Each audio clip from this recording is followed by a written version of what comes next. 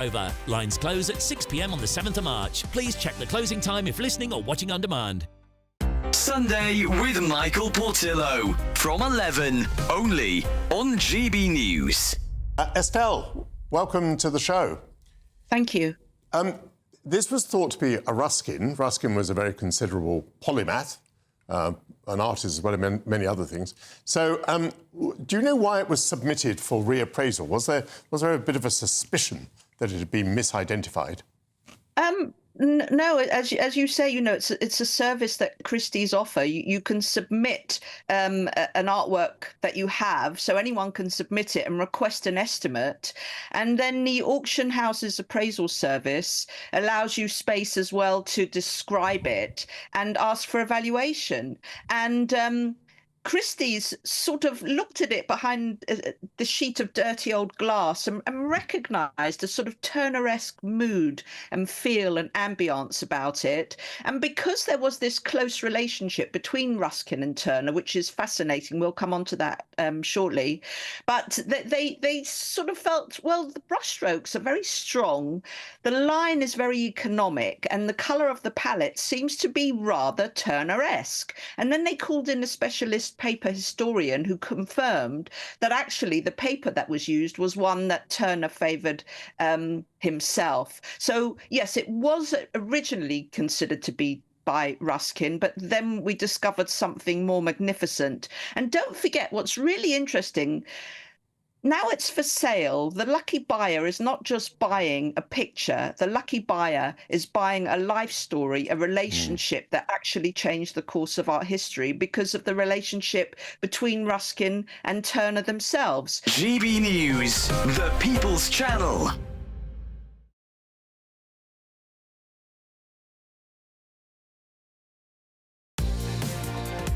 Mornings don't have to be tiresome, especially if you have the right company.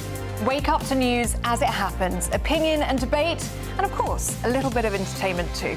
Because when the kettle's on, we're on. That's Breakfast on GB News, a show worth waking up for. Every morning from 6 a.m. Only on the People's Channel, Britain's news channel. We'll spread the news, you spread the word.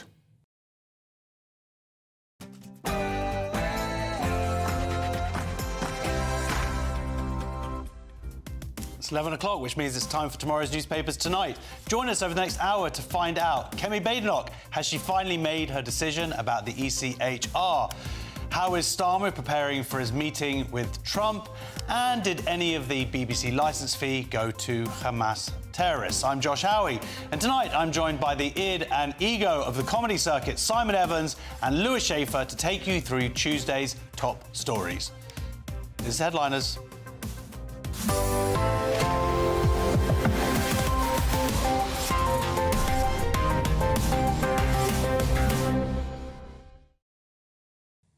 But before the best of tomorrow's news, let's go to tonight's headlines with Tatiana Sanchez.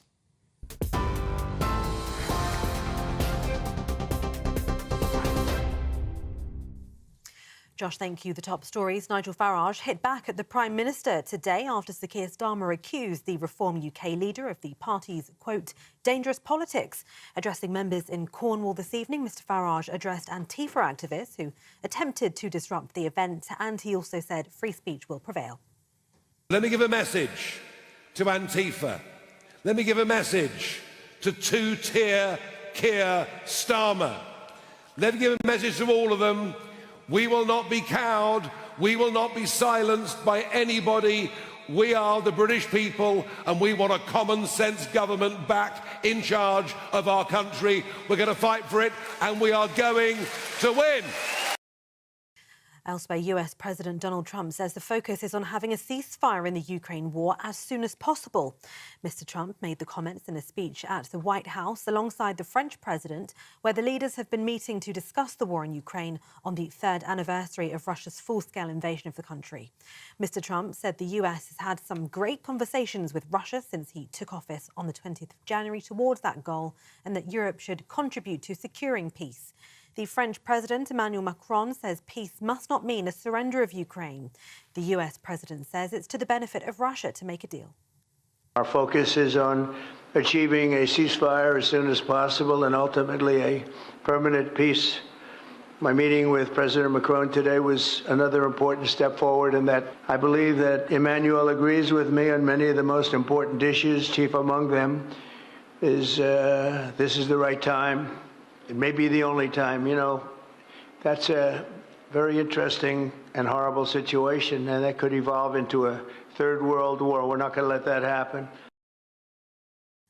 And former Labour MP Mike Amesbury's been jailed for 10 weeks after he admitted punching a man to the ground in his Cheshire constituency last October. He's now facing calls to quit the Commons.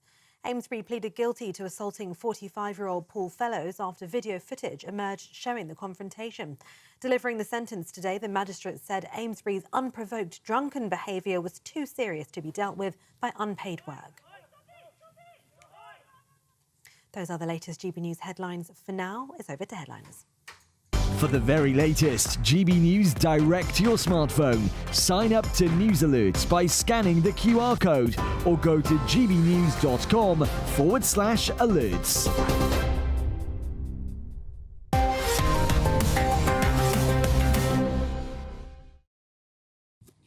Hello, welcome to Headliners. You know the score. We've got the best of tomorrow's newspapers with the best of today's comedians. First things first, we're going to have a look at the front pages. We have The Telegraph, France's nuclear shield for Europe.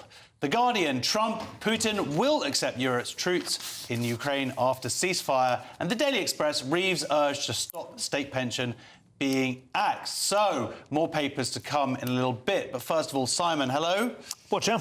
How you doing? We've got a very large Telegraph. We could pretty much do the whole show just on the Telegraph. I wonder whether it was specifically in order to address the concerns I'd raised on previous shows that we were given an A4 simulacrum of the front page, and there's just so much type news. is so dense on it. Yeah, they do manage to cram a lot in there. The big story is taking up the top half of the paper. France's nuclear shield for Europe as against America's nuclear.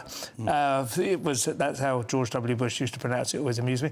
The big picture there, the photograph, which a lot of the papers have gone for, is Trump and Macron looking surprisingly chummy and matey and grasping hands there in a kind of bro-like... It looks like thumb war. Yeah, a little bit of a kind of locking...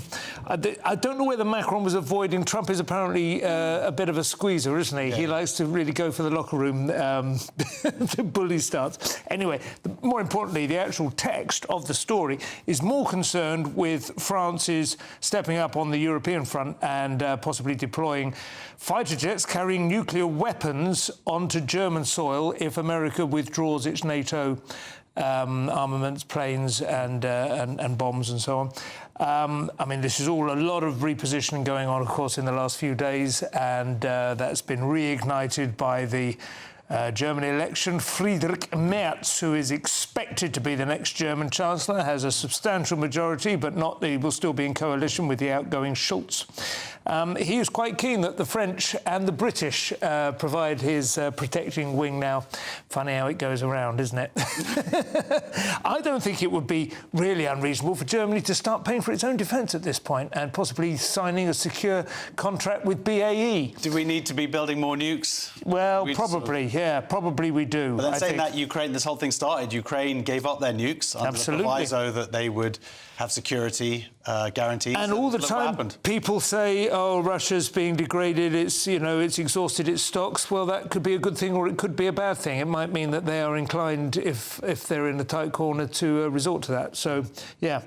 I don't know. I feel reasonably reassured at the moment that everyone seems to be sort of fronting up to the challenges at any rate. Yeah. Lewis, more big news. Kemi Badenoch's finally making a decision maybe about the ECHR.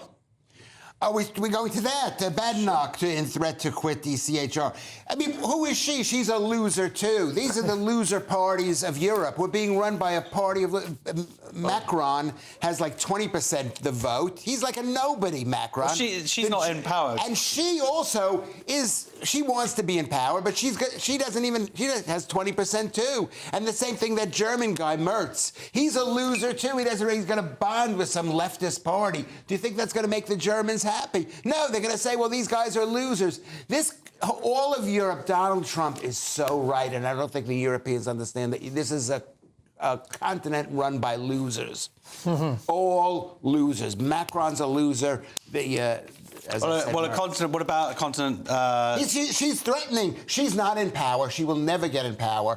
The Tory party is dead. They are dead. They don't have the will. The will of the people don't support them. The people who watch this channel don't like them. And you take a look at Keir Starmer. He's a loser too. He's got all these people voting for him, but they don't like him. They just didn't like Badenoch's party. Well, technically he's a winner. Well, it wasn't Badenoch's party at the time, but it is her now. All she could do is say, "We're getting out of the ECHR. You have my word on it." Well, Simon, we've talked about this before. Yes. We've talked about how she sort of held back a bit and assessed the data, and this seems to be her now coming to the conclusion, probably on the back of Telegraph's daily exposés of ridiculous judgments about the immigration. Well, yes, that certainly would be part of the calculation, and is why the Telegraph have put it on the front page, probably to prove that they've managed to snag her. I suppose also, obviously, to respond to Reform galloping ahead in the polls and getting ahead of them, because Reform are very much about Britain deciding its own rules on who gets to stay and who gets to live here and who gets to go home.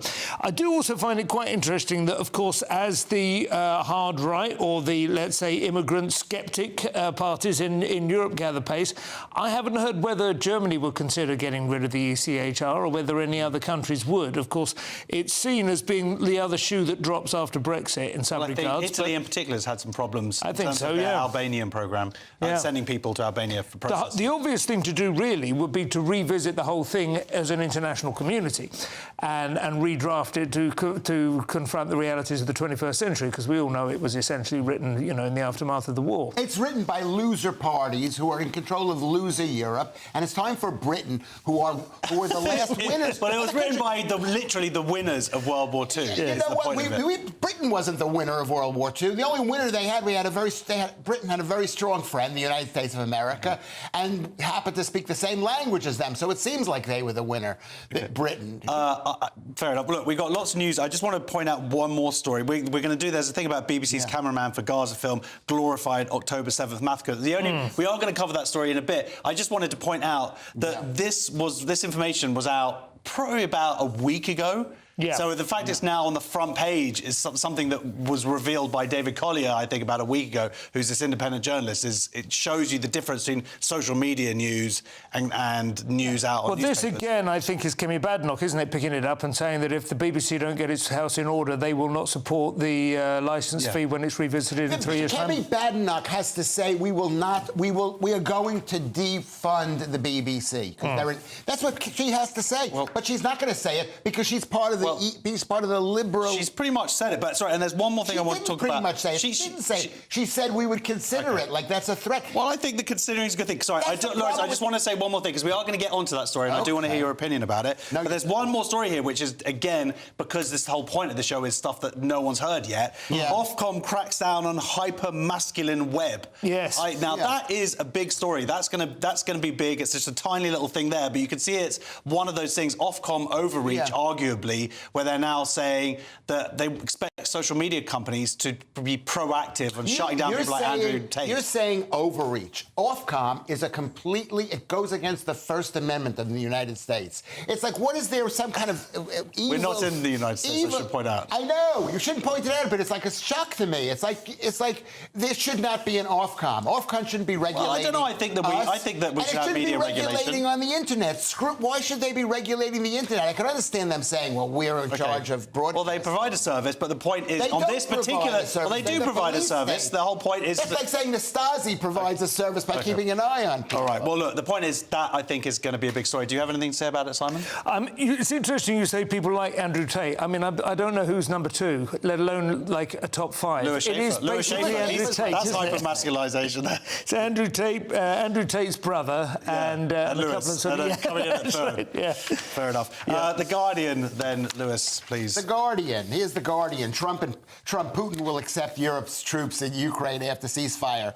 I mean, will he accept it? Is he going to keep on going? He's going to keep on going because that's what they do. That's what the Russians do. The Russians are the last imperial force in Europe, and I think it's making the loser Europeans. There are winner Europeans. Who are the winners? The winners are people who are fighting against Starmer, Macron, Merz. Meloni could be a winner. Orban is a winner. I mean, the fact is, it's a picture of this horrible loser Macron. And we know he's a loser. Everybody in this country knows he's a loser. We know that Keir Starmer is a loser. So, sorry, and just back to the story, Simon. Putin's been very clear about this. He's saying no to any kind of European troops on the ground in Ukraine. But Trump is being quite adamant. No, that is possible. That will happen. I mean, I think that it's very difficult, as I've said before at the moment, to stick a pin in any given moment in these negotiations, especially with Trump blowing around all over the place, like trying to rig a sail in a gale, trying to understand where he stands on anything. He is making wild assertions about what he has managed to extract from Putin, guarantees that he'll accept boots on the ground. He now seems to be cozying up quite comfortably with Zelensky, who only 2 or 3 days ago he gave a 2-star review that read like a 3. 4%. Yeah. A moderately successful comedian. He's negotiating with the thing. Of course he doesn't believe Trump doesn't know what's going to happen. By the way, we're comedians, so I think we can all... No one's really talked about that. No one's talked about this particular angle, but like being called a dictator, being saying you only got 4%, I think that wouldn't bother him. Being called a moderately successful comedian, I think that one cut. He didn't put it in inverted commas. We get that on Twitter. No, it is an insult to be called a moderate. No, of course, that's what I'm saying. It's like the greatest insult. I think that would hurt most of all. Let's go to the Daily Express piece, Simon. Something not Ukraine-related. Yes, this is a brand new story which just arrived on the front pages, had no sort of lead up to it. But apparently it seems there's a concern that as pensioners are getting more money, because their pension is, of course, linked to every possible index conceivable from the S&P 500 down to inflation in this country, including school fees, that it's gone up to just 6-7 quid shy of 12 grand next year. And from April of this year, rather, and that is taking them very close to the point at which it will be taxable, because that threshold has not moved. So it's simply a little alert to say that if the pension's going to go up, then obviously the tax threshold should go up as well. Although there are a large number of pensioners in this country, of course, who will be taxed because they have other earnings as well. And I mean, a lot of people feel that the pension system in this country could do with a significant overhaul, because a lot of them are not the least well-off people by any means. But like Lewis, you get like 5 pensions, don't you? I get a pension from this country, believe it or not, which was a surprise. Right. No, because you haven't paid any taxes here. Well, you know what? It was a surprise to me. My accountant should have said, you got to put some money in, and she didn't. But you get one from the New York Police Department as well, right? I was a cop for 22 years. Of no course. one knows this about me because they can't imagine. What is that song? They've got a cop from the police. Singing singing Galway Bay. Oh, That's yes. It, Before you end up in the drunk tank. That's true. No, I mean, what do you expect? I mean, I feel bad for English people because you're being screwed. Someone's got to fight for the Angles, the Saxons, the Jutes. You got it in there. The Celts. And you got in a little semi-swear word, which I'll apologise for, so I don't want to repeat Jutes. it. I think that's all right. I don't think it's a swear word. Let's have a look at some more front pages then. The Times, Trump invites Zelensky to secure peace in weeks. The Metro, no hiding place for predators. And the Daily Star, we're going to need a bigger nuke. So, Lewis, the Times, let's leave off Zelensky. I think it's pretty much, that's the same story. But what about this giant of the arts unite against theft by big tech companies? Did you manage to glance at that? Yes, I did. It's a fantastic story. Giant of the arts unite against theft by big tech. Because the AI thing, it's you asked for a picture of Louis Schaefer. Where are they getting the picture of Louis Schaefer? Somebody is losing this way because they're taking this image. But what is it? It's just an image on a computer. It's just dots on a screen, and they're so protective. No, but when it's music, when it's literature, the idea is you write a book and then AI is going to learn your style. And your kids should be getting money for this for years. I think maybe you should be getting money though. Or maybe I should. You've got people like Tom Stoppard here. Or maybe they should say it's not quite as worth as much as you think. But they've made it. It goes in America for 75 years. Trademark. My father was a trademark lawyer. Yeah, and that's what then you went into the police. I think for the time being, I mean, given the amount, the sums that change hands for the rights to songbooks, you know, the Queen songbook went for over $1 billion recently. I think one of the, and I think that is almost entirely because it's so popular at sporting events. I don't know where else it goes. I can't imagine it's just from shopping malls or whatever. But you know, certainly if you recognise a certain piece of music, or of course if you want to put on a play, or if you want to put on, if you want to sell books with an author's name on the front, all those kind of intellectual property rights are quite secure for now. The ability to ape a certain kind of style is obviously going to get much more sophisticated soon, and I think that going forward, you know, the chances of new writers having any hope of earning the sort of money that previous writers have done for writing screenplays. I mean, my wife went to see the new Bridget Jones movie this weekend. Humble brag. She said it was. Is that a humble brag? She said it was so dreadful. She did actually wonder whether it had been written by an AI, just that had been sort of given half a dozen prompts. You know. Well, that I did. I mean, that was my response to it, to be honest. Yeah, but I mean, these are huge names, and funnily enough, Helen Fielding, who wrote Bridget Jones, is in among them. But yeah, well, Lloyd Webber, Kate Bush, Paul McCartney. It's great that these people are getting behind it. But if the last 50 years has taught us anything, it's that you cannot put technology back in the bottle. It's coming, I think. And well, if they're talking about, I think the whole story is that they're rewriting these 300-year-old copyright laws because we're so desperate to attract AI companies to this country. We're just going to give away all of our cultural output for free. That's what it sounds like anyway. And there's another interesting story, we don't need to comment on it, but just how audiobooks could inspire pupils' passion for literature. I think that's a really interesting idea of anything that's going to engage under 18-year-olds and get them into literature. So they don't have to read. I consume at least 80 to 90% of the books that I consume now are through audiobook. Yeah, I do read. I read, magazine, but far more on audiobook. It's so much easier. Yeah, but we need to teach kids how to read. Teach them how to listen. That's what it is. This is an article about let's sell them something a different way.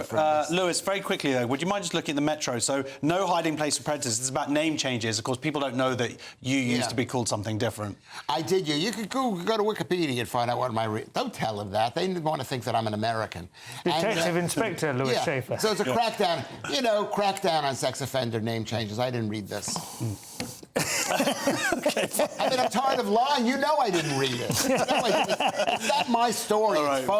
It's five. Well, everybody. Okay. Are you trying to embarrass me? You're always trying to embarrass me. I'm sorry, Liz. If they're saying no hiding place for predators, they're not allowed to change their names. If they really wanted to stop them, they should brand them on the forehead. That would be the obvious way to do it. You're going hardcore today. Yeah. Okay, fair enough. And finally, we've got Daily Star. Let's not even cover it. But we're going to need bigger nukes. And actually, if there are asteroids coming, it's only nukes that are going to save us. So maybe all those people, trying to save the world by getting rid of nukes, maybe they were onto the wrong cause there. It's possible. I like the phrasing, a huge asteroid bothering Earth will need to be diverted. Using that, says a boffin who knows a thing or two. I mean, they're really... Right, that's all the front pages, but we have just got going. We have got Zelensky screaming at somebody, and why does it pay to be a lord? Find out in 2 minutes. See you in a second.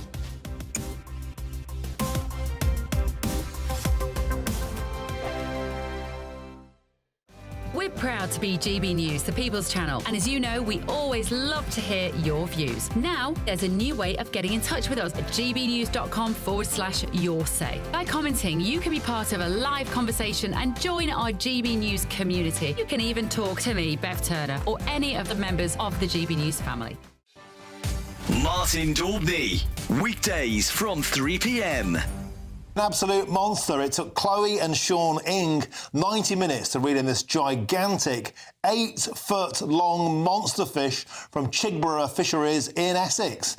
And upon weighing this enormous marine beast, it was found to have been 7 pounds heavier than the existing British record, a 143-pound catfish caught also in Essex. But as I understand it, you actually went for a Chinese meal when fate struck. Is that right? That's correct. So I was fishing an area of Chigborough where you have to fish at a fair distance. So I cast my rods out and then we ordered a Chinese. So I got the bite at about 10 to 8 at night. And then about 20 minutes into it, my phone started ringing, the Chinese guys at the gate with my delivery. So I had to send a couple of guys off to go and get it.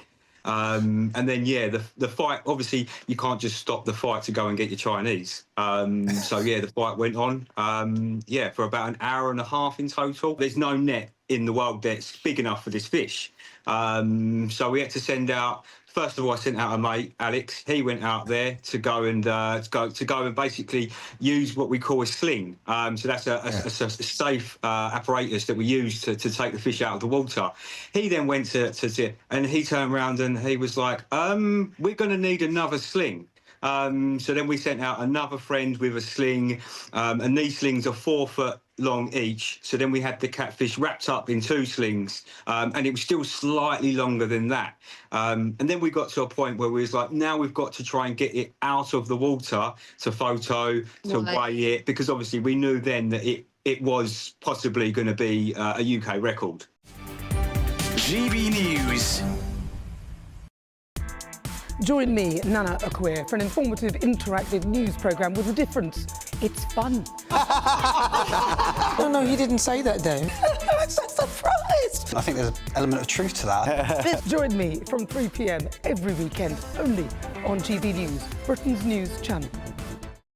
If you want your news to be straight talking, This is the nightmare for the Conservatives again. down to earth, It's not just Nottingham where this is happening, is it? and most importantly, honest, Hard-working, middle-class taxpayers, they'll get their book thrown at them. then catch me, Martin Daubney, Monday to Friday, 3 till 6 p.m. on GB News, Britain's news channel.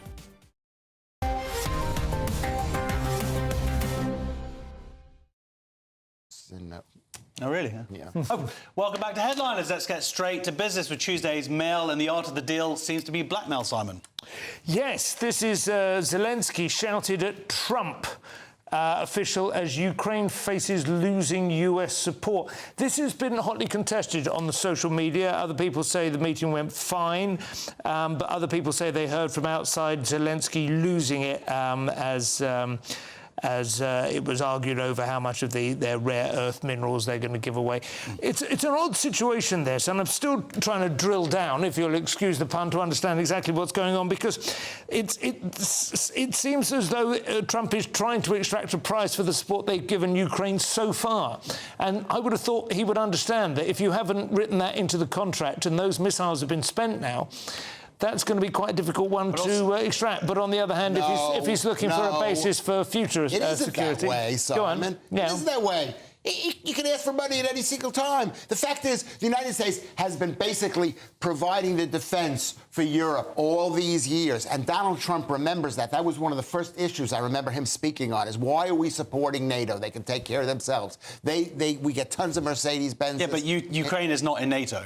But it's still Europe. It's like we're defending. The reason why Poland and Germany and France are so upset about this, and the reason why the British people are upset, because they see we're at risk here, and that's why it's so important to defend. Yeah, but that's what. But this deal, though, I mean, it's a bit unfair rocking up and just being like, give us 500 billion, and they haven't even given that much. I think it's about 160 billion. Well, do you know what? Do you know what? Half of it on Lend-Lease anyway. Who's going to defend them? Is Germany going to defend the Ukraine? No. You best be in a good business relationship. It's a negotiating thing. God bless. But this is the thing. If he wants to see European boots on the ground defending it, if they're saying that the French and the British are going to have to create the nuclear defence, the deterrent, then what is he bargaining with from Zelensky? Because he wants Zelensky. What's he going to get? What's he going to offer? What's he going to offer him? That if he's in business with America, he's got a better chance of preservation. Well, that's a great way to get to the next story. Mirror, Simon, and if only it was Churchill and Roosevelt about to meet. Yes, Starmer off into the heart of a storm. Starmer's high-stakes talks with Donald Trump, the most consequential meeting since World War II. Well, conceivably, possibly, certainly one of the hardest to prepare for. I think it's hard to imagine two people more likely to be talking past each other. Very difficult. Do you think they're going to be, like, clasping each other's hands like Macron? I think Starmer might lean in for a kiss, but I don't know. Because Starmer is a loser. And Trump knows he's a loser, and he looks at people like they're either winners or losers. And the fact is, Starmer represents a losing party with a losing ideology in a country that's about to hit the ground. And Starmer's going in there thinking, well, I'm the prime minister of Britain. I'm so much Sorry. I didn't Okay, well, anyway, sorry, yes, so... I've been horrible today, Simon. I love you, Simon. You know I love... Josh, I don't love. But you, I love, Simon, so I just want to apologise. There's a lot on the agenda, and it isn't just Ukraine. It's interesting. Even, I mean, the Mirror, obviously, no fan of Trump, no fan of America. Generally, I expect they have to acknowledge that there are a number of things on the agenda, but the override, the background, the core, the umbrella principle that there is a special relationship, this fiction which has been paid homage to throughout my lifetime, which must surely be absolutely hanging by a thread at this point. I think Trump is a fan of the UK. I mean, he's proud of having his English heritage. I think he is. He's talked about it in the past. By the way, I just want to say... He's a fan like Americans are fans of the... they are. Like the way the Americans love the pyramids in Cairo. Yeah, we love the pyramids in Cairo. Could we build a pyramid? Well, we've got UK defence spending. We also have NATO. We've got Ukraine. And then I love how they crowbar in here, talk about the Middle East and the Palestinians and Gaza. And you're just like... What has that got to do with the UK? Like, is really that going to be Starmer's priority to go in? There is a significant element to that story, which is that if Trump does want to redevelop Gaza as a sort of Riviera, that means that the Palestinians will be looking for somewhere else to live, and we were one of the countries who he was demanding should take refugees. Well, he didn't say we didn't. He didn't say they had to come to the UK. No, but there were plenty of people who did, so that would have a second-order effect. The other one, of course, is the tariffs, and there is which arguably has to play more hardball and keep his eye on the detail more than General talks about nuclear deterrent, because he's looking to equalise the inflow and outflow with Europe, and that may include a 20% tariff, which would... But he says that he's going to apply it to everybody. Yeah, absolutely, yeah. So that's quite significant, even though it's a bit less glamorous than mention of any kind of trade deal, which was what everybody was talking about a few weeks ago. Oh, brilliant, maybe now we're going to finally get a trade deal. It's like that isn't even mentioned anymore. No. Crazy. Right, let's move on, Lewis, to The Guardian with a warning from Germany. I don't really like the sound of that. Yeah, well, you know what? The far-right surge's last warning says Friedrich Merz, which is a comedy name. It's Friedrich? It's what? Friedrich, whatever. And it's the last warning. What is the warning? That America doesn't want to take care of your defense? That the people that are really on the quote-unquote right, that the nationalists in Germany are not going to tolerate this guy, Friedrich Merz, and his CSU or CDU, whatever these parties are, that he's leading.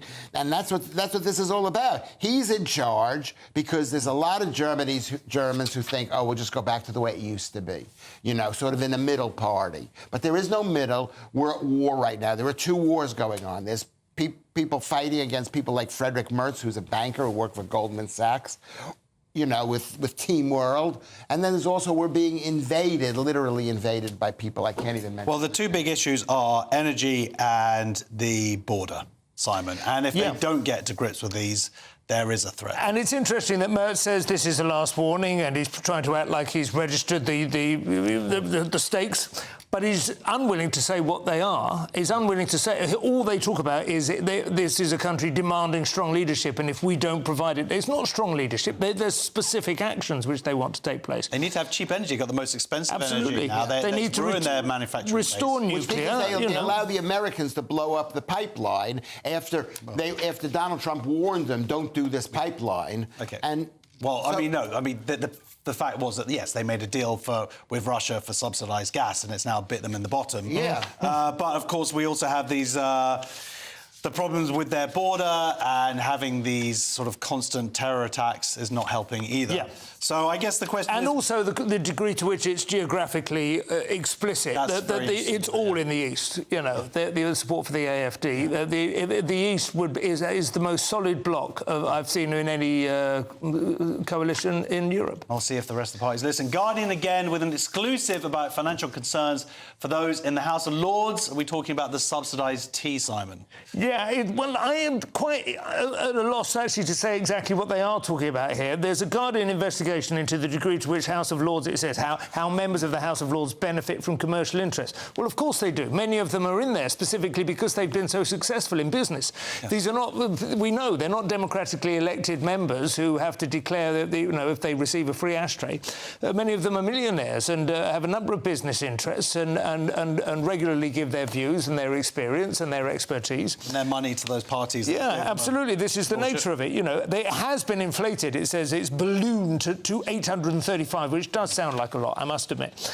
And very possibly they do need to look at thinning those out. And Starmer, of course, in the past has described the whole thing as indefensible, which is just one of those things that people say where they don't think they're going to become Prime Minister one day. Other people say that they serve a very useful function. I guess it depends on who's in there.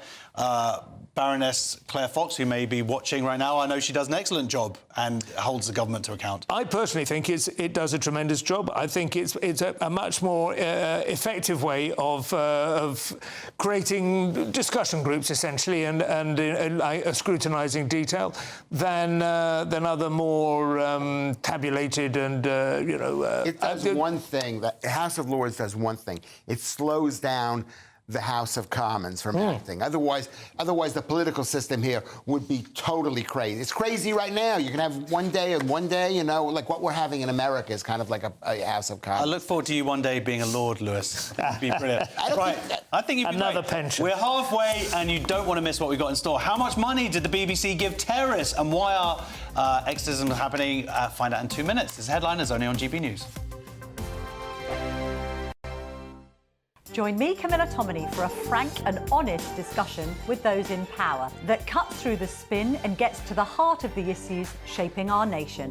You haven't confirmed that you want to stand as leader, but you haven't ruled it out either. This report basically says that he's not fit to stand trial. Is he indecisive?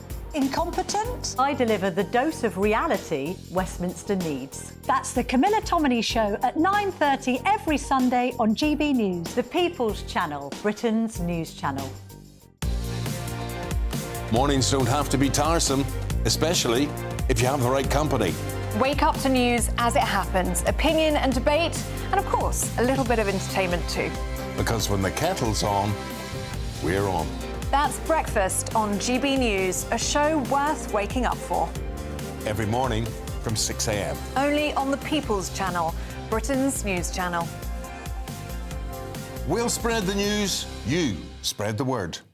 Good Afternoon Britain isn't just about us. The wonderful thing about this programme is it's about everyone watching. It's an interactive programme. Well, there absolutely is something to see here, and we're going to be talking about it more. Whether it's breaking royal news, Will, please bring us up to date, or indeed a particularly punchy speech in the House of Commons. Very, very curious. We bring it to you live, and then we bring you live reaction as well. That's Good Afternoon Britain, weekdays from midday. Only on GB News, the People's Channel, Britain's news channel. Hi, I'm Michelle Dewberry, and my show is your opportunity to cut through all the noise and dive in headfirst to some robust debates. Ideas clash. Situation, isn't it? No, because the failure is you're deliberately avoiding my point. Nothing's held back. And if you think this is the end of it, wait for more. And we do not shy away from the difficult stuff. Sometimes I want to shake people and say, if only you understood. So join me on Jubes & Co. weeknights at 6 p.m, only on GB News, Britain's news channel. I'm Christopher Hope. From pop stars to politicians, I'll interview anybody in a pub who's got a political opinion. Join me every Friday on Spotify, Apple Podcasts, YouTube or gbnews.com, or wherever you get your podcasts. This is GB News, the People's Channel. In the GB Newsroom, we bring you the news as it happens. With our team of dedicated journalists across the UK, we're ready to keep you up to date with what's happening every half an hour, every single day.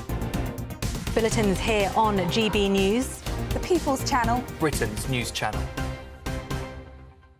If you want your news to be straight talking... This is a nightmare for the Conservatives again. Down to earth. It's not just Nottingham where this is happening, is it? And most importantly, honest. Hard-working, middle-class taxpayers, they'll get their book thrown at them. Then catch me, Martin Daubney, Monday to Friday, 3 till 6 p.m. on GB News, Britain's news channel.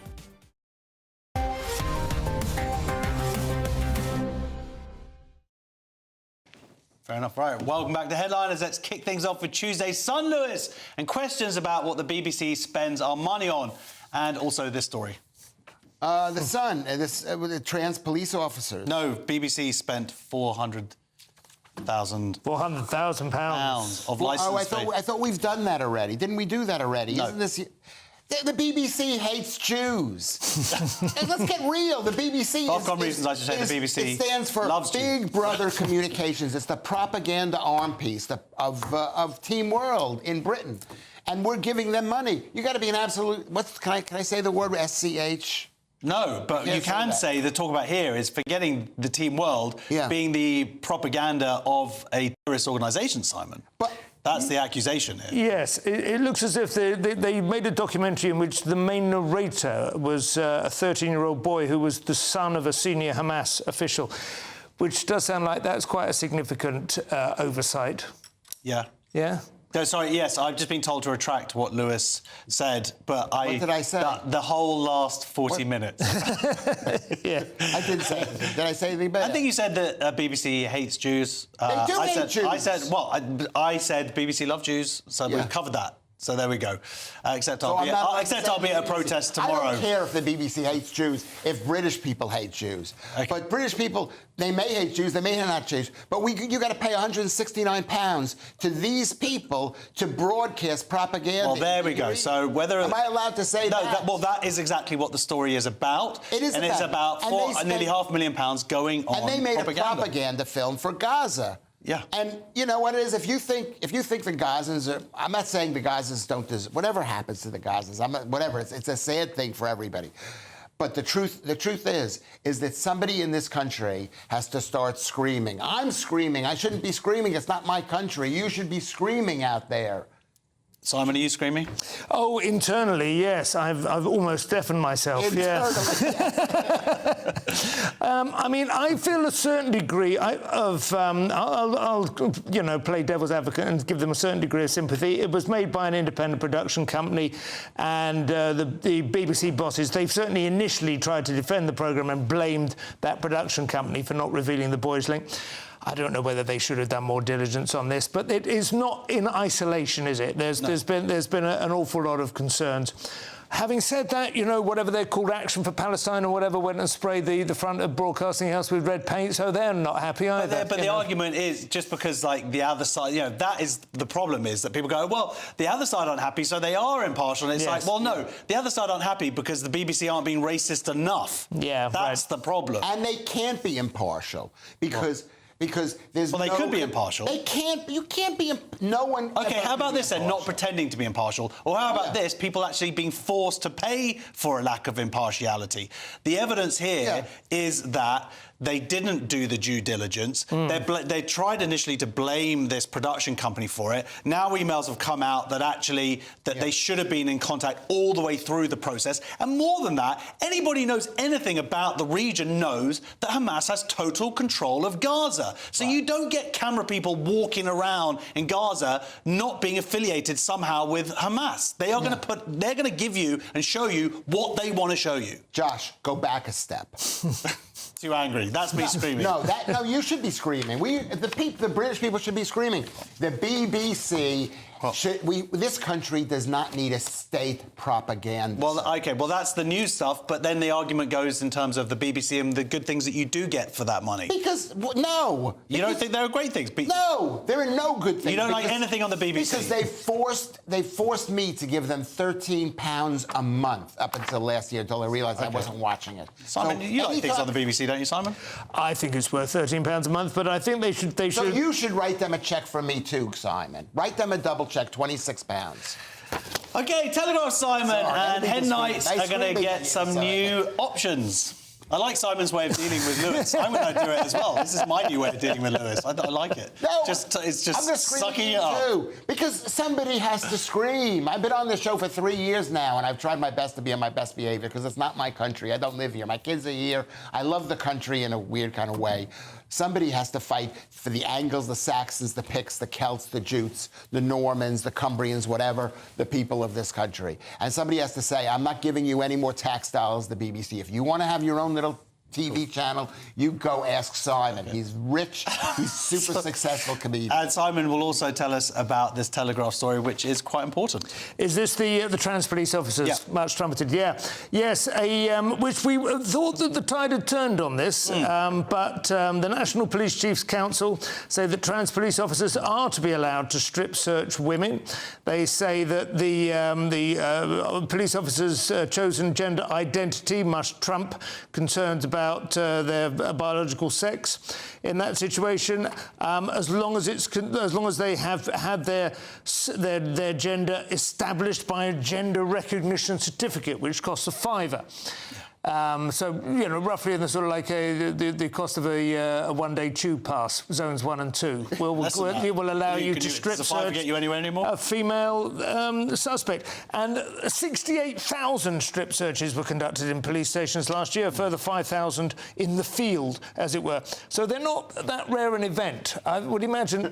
I'm not suggesting anyone would join the police specifically in order to be able to, analyse it. Oh, these are policemen. Why does somebody become a policeman so they can boss? Police trans women. Whatever. Yes. So you can boss people around. And trans women are, you know, people like to boss people around. Yeah, but this was an interesting paragraph as well. It says consideration should also be given to the manner in which the detainee objects to the search, and any prejudicial language should be dealt with positively. Yeah. But when they were asked, the NPCC were unable to say what dealt with positively meant.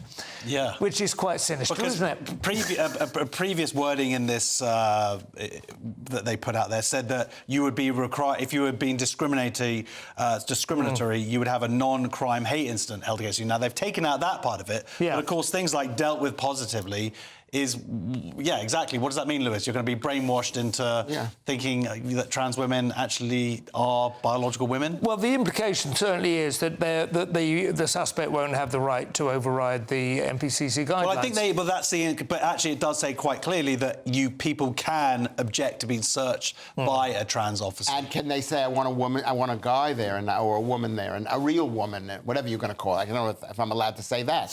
Well, there's also the other flip side of this. Someone who is a woman but the flip side is police women being forced to search a...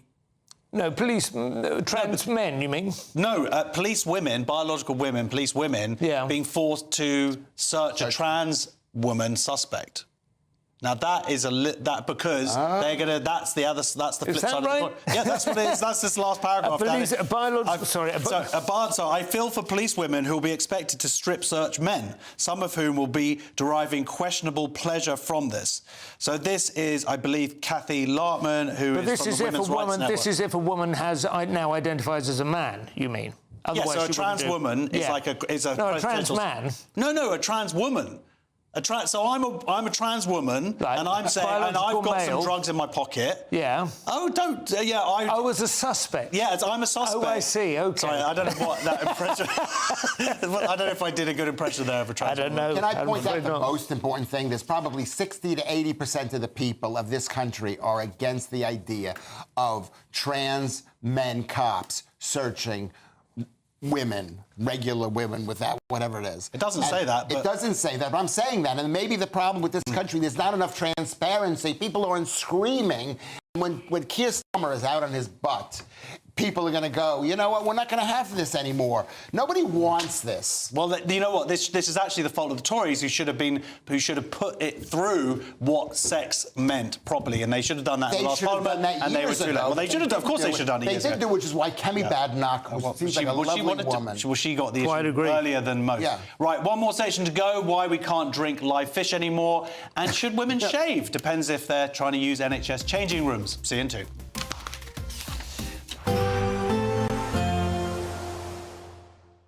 You're looking happy. Well, the forecast looks good. So you've sorted the travel insurance then? All Clear Travel Insurance sponsors GB News Travel Destinations Forecast. Hello, Welcome to your winter sun forecast. Sunshine and showers for many with snow over the Alps and feeling less cold in Greece. Plenty of sunshine across the Canary Islands, feeling pleasant here, highs of 19 degrees. There'll be sunshine and showers elsewhere, falling as snow over the Alps and across Greece. Temperatures are going to be rising with temperatures up to 13 or 14 degrees. Looking ahead then, plenty of sunny spells, a few showers still around and feeling pleasant in that sunshine. All Clear Travel Insurance sponsors GB News Travel Destinations Forecast. Hello there, good evening. Welcome to your GB News weather update from the Met Office. Into tomorrow, we can expect some more sunshine, but also a fair few showers. These could be heavy and thundery at times, but temperatures will remain above average for the time of year. And the most frequent showers often in the far northwest, where we see some occluded features moving through. Also a fair few isobars on the charts. This means it's going to be fairly blustery across the northwest to start the evening, but eventually winds will ease away. Still plenty of showers moving through here though, and still plenty of showers crossing southern counties at times.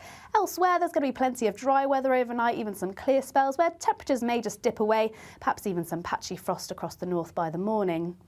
Most towns and cities, though, remaining above freezing and largely dry for many areas, but quite a different story across western parts of Scotland. Still plenty of showers moving through here, merging into longer spells of rain at times. And once again, these could be heavy, perhaps even bring a sprinkling of snow across higher ground. Fairly similar across Northern Ireland, a fair few showers moving into coastal regions and similar towards coasts of northwestern parts of England. But elsewhere, a largely dry start away from the far southeast, though, where we could just see some longer spells of rain through the morning, once again turning a little bit heavy at times. This will eventually clear away and we'll see a continuation of the showers moving through into the northwest. And for a time there's going to be lots of dry weather around, but into the afternoon a fair few showers once again bubbling up across the rest of England and Wales, and still a little bit breezy around northwestern coasts, but elsewhere lighter winds, plenty of dry weather and also some sunshine, and a slight dip in temperatures compared to today, but still above average for the time of year, highs around 10 to 11 Celsius. A different story on Wednesday, another unsettled day ahead, longer spells of rain skirting their way eastwards across the country, heavy at times, once again bringing in a risk of thunder and turning into quite a windy day too, particularly around exposed coastal areas. But high pressure building towards the end of the week, which means lots of dry weather on Thursday and Friday and even some sunshine, but it will be turning cold overnight with some morning frost. Join me, Nana Akwe, for an informative, interactive news programme with a difference. It's fun. No, he didn't say that, Dave. I'm so surprised. I think there's an element of truth to that. Join me from 3 p.m. every weekend, only on GB News, Britain's news channel. We're proud to be GB News, the People's Channel. And as you know, we always love to hear your views. Now, there's a new way of getting in touch with us at gbnews.com/yoursay. By commenting, you can be part of a live conversation and join our GB News community. You can even talk to me, Bev Turner, or any of the members of the GB News family. This is Britain's Newsroom, where your voice matters. It's just astonishing. With expert analysis and honest opinion, we don't just keep you informed. We bring you unique perspectives you won't see anywhere else. Can't argue with any of that. When the news happens, it happens here. On Britain's Newsroom, weekdays from 9:30 a.m. Only on GB News.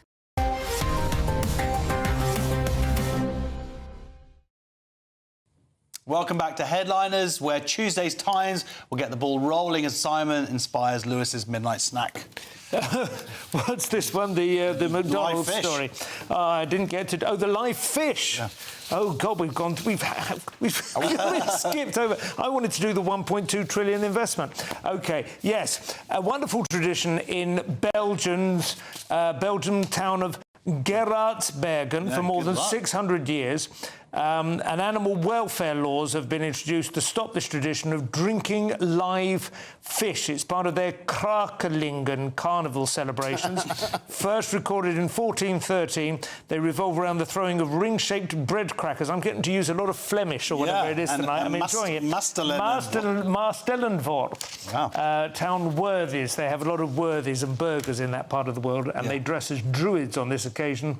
Anyway, that's enough of it. But, yeah, they literally drink fish, and the tiny little fish. Tiny little fish. It's like spring. And animal welfare, killjoys have basically tried to interrupt this wonderful tradition, which, however, might turn the stomach of certain animal welfare activists, is hardly on the scale of factory farming that goes on just to supply the Belgian sausage industry. A 600-year-old tradition. Lewis, this must make you terribly upset. Well, I believe in raw fish. I believe in raw food. I eat raw eggs. I've had 10 eggs Raw today. cows? Raw cows. Fresh I eat cows? raw Live beef. cows? But the point is, when fish are eaten, they're eaten whole, right? They're not nibbled on and put to death before the fish... I think some of them pass straight through and swim away into the sewage system. Do you think that happens? Yeah, absolutely. And then they grow into giant fish. They don't. And when the reverse Jonah, it's known as. Is that true? Yeah. That's not true. I love the fact that this tradition lasted 600 years, but it couldn't survive bureaucracy. Yeah. Tuesday's Europe are losers. Belgium is run by losers. OK, mail again. Simon, believing in ghosts is real.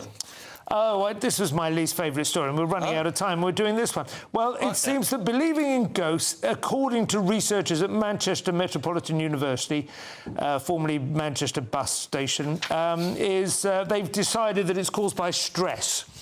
Which I think is an extraordinarily uninteresting explanation for something that is an awareness human beings have had for millennia, that there's another realm. No, but I think it was actually more interesting because the argument is that more stressful people, in terms of thinking that... Stressed out people or stressful? But people who think that their fate is not in their own hands... I haven't seen any ghosts in the last 40 minutes. And I've very rarely been more stressed than I What they're saying that stress causes the belief in ghosts. In ghosts, Or that if you're more inclined to be stressed because you think in the universe. My Auntie Margaret, who is a very devout Christian and did the flower decorations at the local church, saw ghosts all the time. She was the least stressed person I've ever known. So that refutes it there. there. Sorry, Manchester. Right. Final story then. Lewis, weather apps ruining the industry. Story 18. Story 18. It's actually weather that's ruining the industry, isn't it? Damaging the tourist industry. This is the biggest non-story ever. It says basically